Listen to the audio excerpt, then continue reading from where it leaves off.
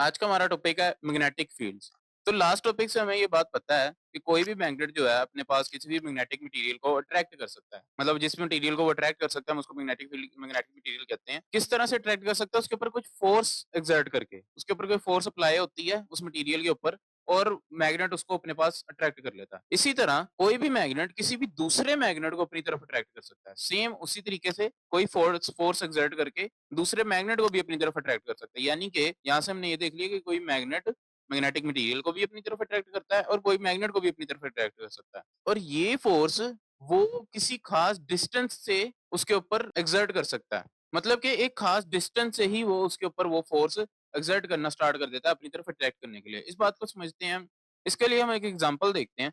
हम क्या करते हैं अपने पास एक अपना बार मैग्नेट ले लेते हैं और इसी तरह हम एक अपना मैग्नेटिक मटेरियल ले लेते हैं। हमारे केस में वो एक आयरन नेल है। अब हम क्या करते हैं, हम इस आयरन नेल को अपने मैग्नेट के करीब आहिस्ता-आहिस्ता लेके जाते हैं और जब हम इसको करीब लेके जाते हैं तो हम देखते हैं कि एक खास डिस्टेंस से ही वो उसको अपनी तरफ अट्रैक्ट कर लेता है एकदम से। जहाँ पर हम उसको उसके करीब नहीं लेके जा रहे, वो खुद ब खुद मैग्नेट उसको अपनी तरफ अट्रैक्ट कर लेता है।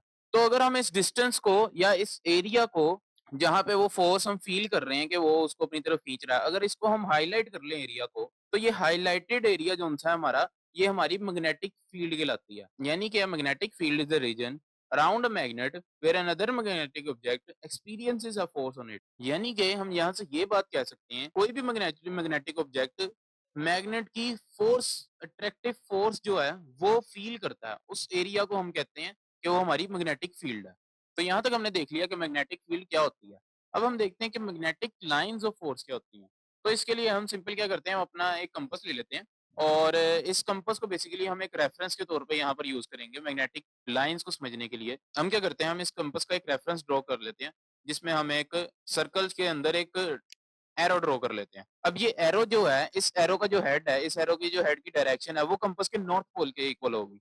यानी कि कंपास के नॉर्थ पोल को ये एरो पॉइंट कर रहा है। अब हम क्या करते हैं, हम इस कंपास को अपने मैग्नेटिक फील्ड के अंदर, जो हमारा हाइलाइटेड रीजन है उसके अंदर हम प्लेस करते हैं और काफी सारे छोटे-छोटे हम यहाँ पे मैग्नेट्स प्लेस करते हैं। तो हम देख सकते हैं कि ये जो मैग्नेट्स हैं, ये एक पैटर्न ड्रॉ कर रहे हैं और अगर हम इस पैटर्न को खुद से लाइंस की सूरत में ड्रॉ करें, तो ये कुछ इस तरह से एक पैटर्न की सूरत में होता है, जहाँ पर लाइंस हमारे नॉर्थ पोल से निकलकर साउथ पोल की तरफ आ रही हैं। तो ये जो लाइंस हमने ड्रॉ की है, जो पैटर्न ड्रॉ किया, इस लाइंस को हम कहते हैं कि हमारी मैग्नेटिक लाइंस ऑफ फोर्स हैं। तो जैसे हमने देखा कि ये जो डायरेक्शन है, इसको हमने पॉइंट आउट किया north pole of the compass से। तो हम यहाँ पे ये बात कह सकते हैं कि the direction of magnetic field at any point in a space is the direction indicated by the north pole of magnetic compass.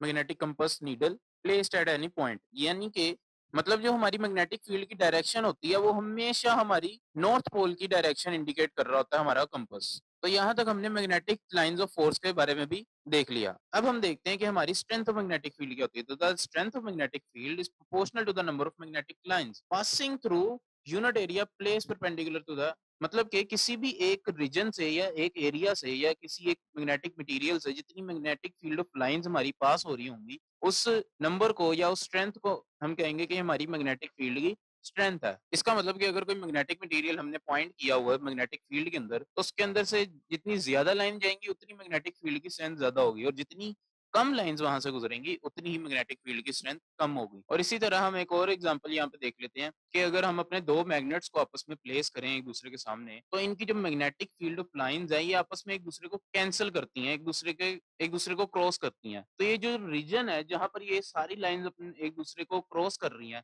इस पॉइंट को या इस रीजन को हम कहते हैं कि ये हमारा न्यूट्रल पॉइंट है। क्यों न्यूट्रल पॉइंट है? क्योंकि यहाँ पर सारी मैग्नेटिक फील्ड ऑफ लाइंस एक दूसरे को कैंसिल कर रही हैं और यहाँ पर मैग्नेटिक फील्ड का इफेक्ट जीरो आ जाता है हमारे पास। और इसी तरह अगर हम अपनी लास्ट एग्जांपल देखें जिसमें हम अपने एक हॉर्स शू मैग्नेट लेते हैं, तो ये जो हॉर्स शू मैग्नेट है हमारा, इसमें जो magnetic field of lines pass हो रही होती हैं, उन्हें हम कहते हैं कि ये हमारी यूनिफॉर्म फील्ड ऑफ लाइंस है। क्यों यूनिफॉर्म फील्ड ऑफ लाइंस है? क्योंकि आप देख सकते हैं कि ये एक स्ट्रेट पाथ में या एक यूनिफॉर्म डायरेक्शन में नॉर्थ पोल से साउथ पोल की तरफ पास हो रही हैं।